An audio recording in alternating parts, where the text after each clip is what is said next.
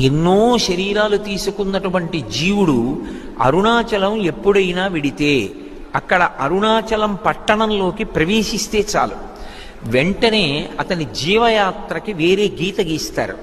అరుణాచలము వెళ్ళక ముందు, అరుణాచలము వెళ్ళిన తరువాత అని. అంటే అరుణాచలానికి ఎంత వైభవం ఉందో, ఆ క్షేత్రం ఎంత గొప్పదో మనం అర్థం చేసుకోవచ్చు.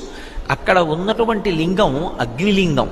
నేను మీతో మనవి చేశాను, పరమశివుడు అష్టమూర్తి తత్వంతో ఉంటాడు. అందుకే పరమశివుడికి పూజ చేస్తే 8 నామాలతో పూజ చేస్తే చాలు, సంపూర్ణమైనటువంటి పూజ పూర్తి చేసినట్టే. అవకాశం ఉంటే శివాష్టోత్తరం చెప్పచ్చు, శివ సహస్రం చెప్పచ్చు.